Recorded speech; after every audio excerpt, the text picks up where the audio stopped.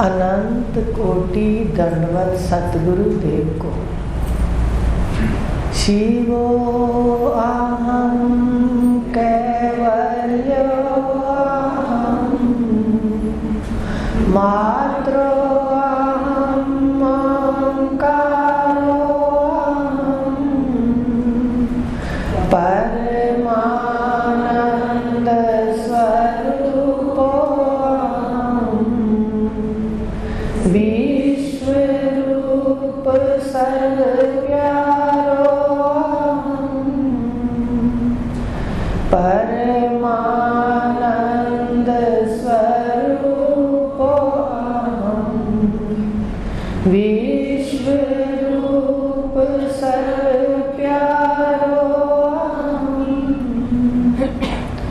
अपनी मैं का ये स्वरूप है, इसको देखना है। अपना पिछला विषय चल रहा था कि अपनी मैं को 3 शरीरों ने और 5 कोशों ने ढक रखा है। जो अभी बोला है आपका ये स्वरूप है। तो कहा 5 कोश का शोधन भी होना चाहिए, ये भी आपको बता दिया था कि अन्नमय कोश से जो स्थूल शरीर बना है, इसमें अन्न का ख्याल रखो, उपवास रखो। एक दिन सप्ताह के अंदर बता दिया था, खोल के थोड़ा सा ले लेते। प्राणमय कोश में लंबे प्राण या प्राणायाम होना चाहिए। मनोमय कोश में जप या जो मंत्र होते हैं गुरु के द्वारा दिए हुए, जितने भी गुरु के द्वारा मंत्र त्राण देते हैं। महावाक्य घर पहुंचाता है, मंत्र मन को शोधन करते हैं। मन के शोधन के लिए ज्ञान सुनो और मंत्र का होना चाहिए प्रयोग। बुद्धि के लिए मनोमय कोश आ रही है समझ, बता दिया था, फिर से ले लेते हैं। मनोमय कोश को शुद्ध करने के लिए जप और ज्ञान सुनना है, आत्मज्ञान। विज्ञान में कोश को शुद्ध करने के लिए, उसको विकसित करने के लिए तत्व ज्ञान सुनना है और सोहम का शोधन करना है, महावाक्य का शोधन। ये विज्ञान में कोश का विकास होगा, महावाक्य का शोधन। तो जिनके पास महावाक्य नहीं है, वो शोधन नहीं है, तो वो महावाक्य से जो अहम ग्रह उपासना है या उसका ज्ञान है, तो वो बुद्धि का विज्ञान में कोश विकसित नहीं होता। इसलिए हमारे कई ऋषियों ने लिखा कि ये जीव इतना जो बुद्धि लाता है उसका मुश्किल से 1/4 हिस्सा खोलता है, बाकी फिर बंद ले जाता है। तो जब यहाँ तक जीव आता है, विज्ञान में कोश को विकसित करता है, तो इसके बुद्धि खुलती है आगे।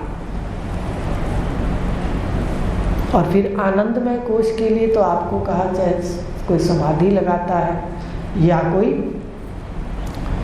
अपने जो 15 मिनट बैठते हो अपने स्वरूप में, मन से कोई बात नहीं करते हो, झगड़ा नहीं करते हो, तो ये आनंदमय कोश में शांत बैठना, अपने आप में बैठना, ये आनंदमय कोश को विकसित करता है।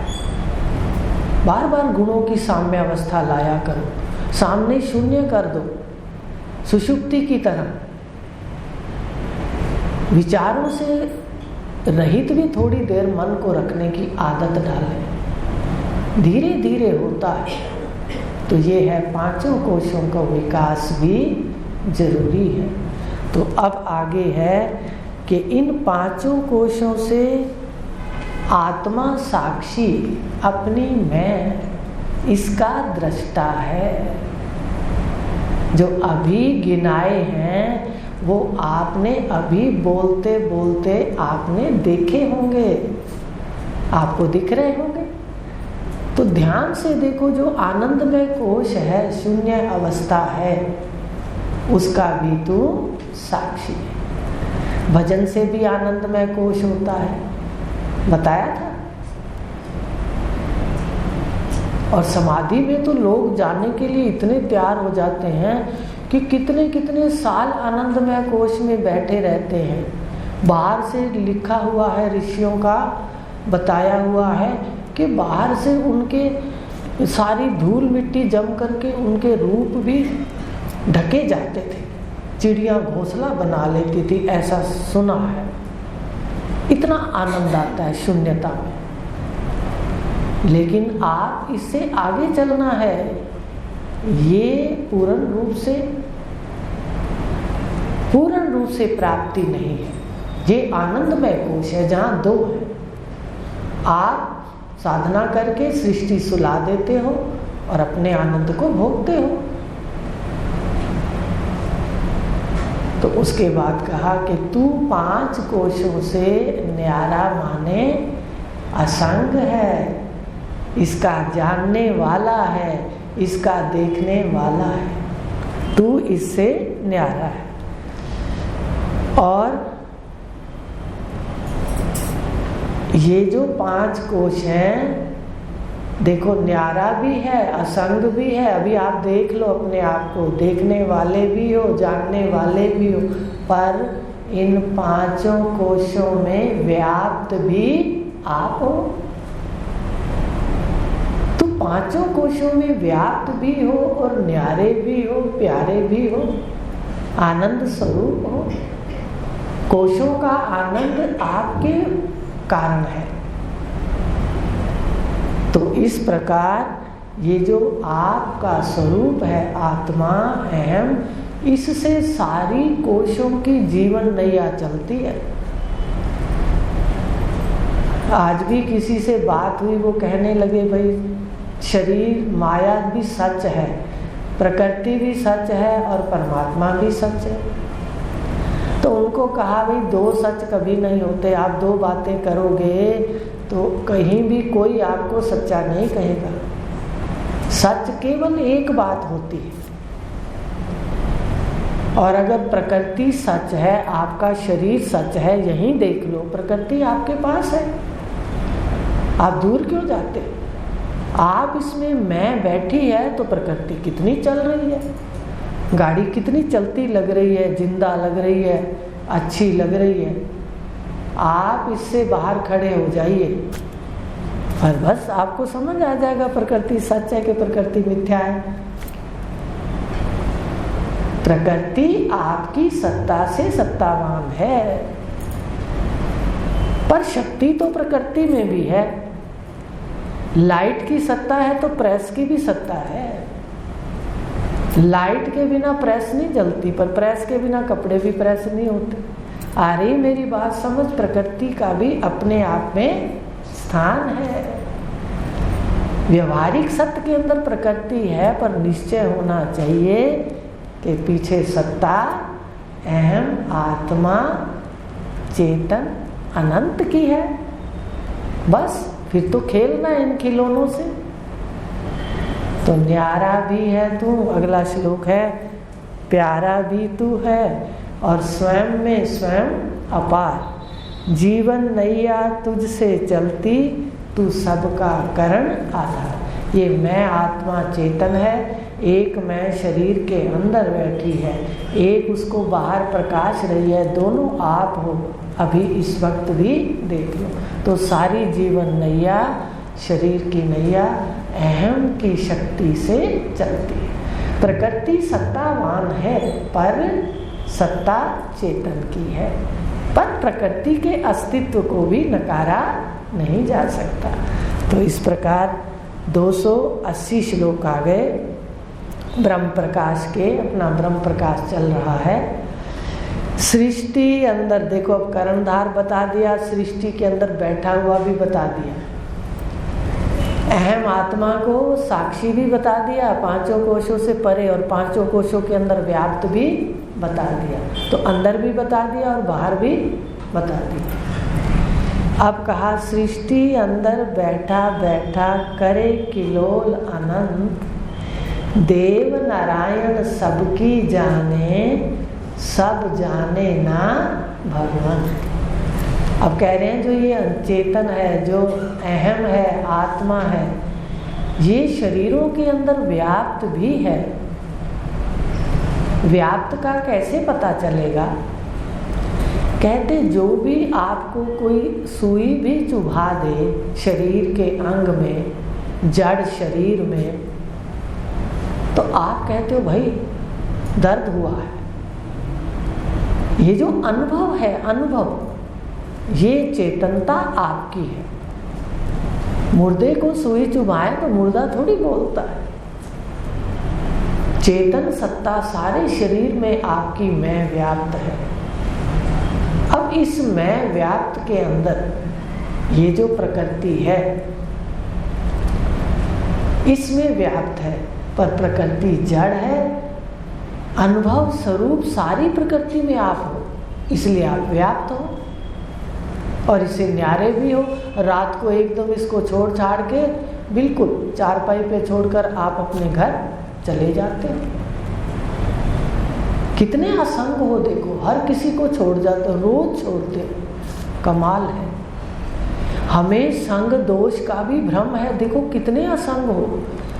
एक बार नहीं कहते हो कि मकान को नहीं छोड़ना, संतान को नहीं छोड़ना, चारपाई पे जैसे लेटे अपने घर, बैंक बैलेंस नहीं छोड़ना, सब कुछ छोड़ करके अपने आनंद में चले जाते हो। इस स्थान को देखना है, यहीं बैठना है जागृत में।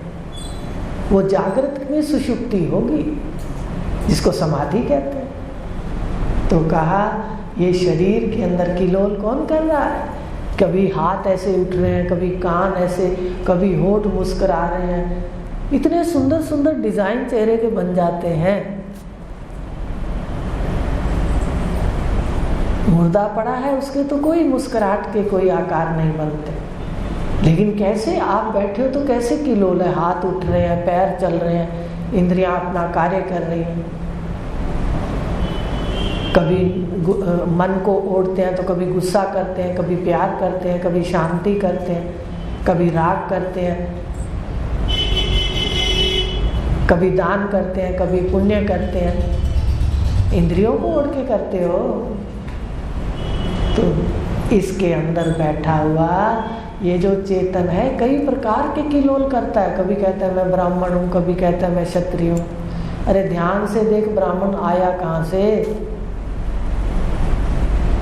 शरीर पैदा हुआ तभी उस पर मोहर लगा दी ना हमने, ब्राह्मण है। शरीर पैदा हुआ तो ब्राह्मण पैदा हो गया, क्षत्रिय पैदा हो गया वर्ण के हिसाब से। अब इस तरफ नहीं जाएंगे, विषय बदल जाएगा।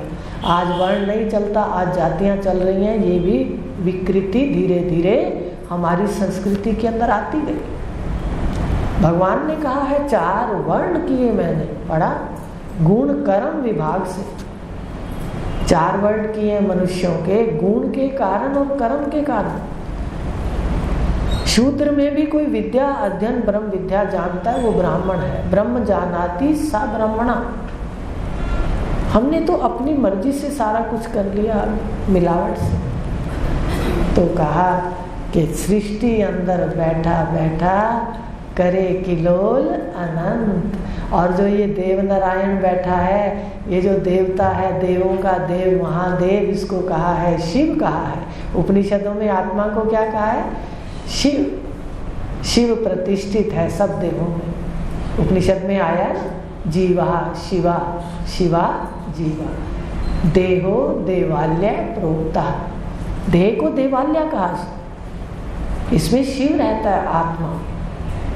तो ये जो आत्मा है इसको देव नारायण कहा। ये सबकी जानती है, सबको जानती है। सबका मतलब क्या है? देव नारायण सबकी जाने। पहले ये लाइन समझ लो, फिर अगली समझेंगे। तो देव नारायण जो बैठा है, ये नर में जो नर, जिसका नर बैठा है, जिसका घर है ये शरीर, ये क्या करता है? सबकी जानता है। 5 ज्ञानेंद्रियां मुख पर है, इनको भी जानता है, ठीक है। इनके विषयों को जानता है। 5 ज्ञानेंद्रियों के विषय मुझे अच्छे लगे मन को या नहीं लगे, ये सबको जानता है। मन नहीं जानता। मन को अच्छा लगा बुरा लगा, इंद्रियों के विषय आए, आप जानते हैं, आप उसको प्रकाशित करते हैं, आप जानते हैं। सारे शरीर को आप जानते हैं। पेट में दर्द है, आज हाथ में दर्द है, आज पैर नहीं चल रहे, घुटनों में कुछ है, कर्म इंद्रियां सही काम कर रही हैं या नहीं कर रही, आवाज कैसे दबती है, खांसते हैं, फिर कैसे, कौन जानता है? ये जो एक देव नारायण बैठा है, पहले सारे शरीर के जितने भी पुर्जे हैं इनको जानता है, फिर बाहर भी ब्रह्मांड को जानता है, लेकिन ये सारे मिलकर भी उसको नहीं जानते। देखो, देव नारायण सबकी जाने, सब जाने ना भगवान।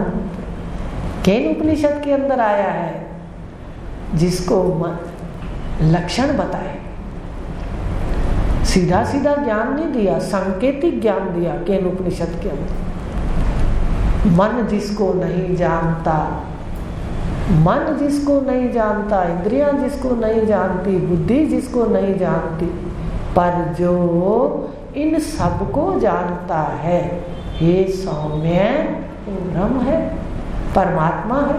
लो बताओ, अभी देख लो ना प्रत्यक्ष, ढूंढते कहाँ है परमात्मा, बैठा कहाँ है? लीला देखना चाहता है, वो खुद ही जिसको रचा उसके अंदर बैठ गया छुपकर। उसको पता था ये जो जीव है ये मूर्ख है, बाहर सब जगह ढूंढेगा, अंदर अपने घर में नहीं ढूंढेगा। वास्तव में चोर के घर में सामान रखा हो,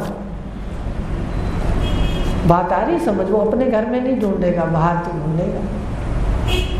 तो देव नारायण सबकी जाने, आत्मा सब इंद्रियों की जानती है, शरीर को जानता है, क्रिया को जानता है, सुख दुख को, सब पुर्जों को जानता है, उनके विषयों को जानता है, बाहर ब्रह्मांड को जानता है।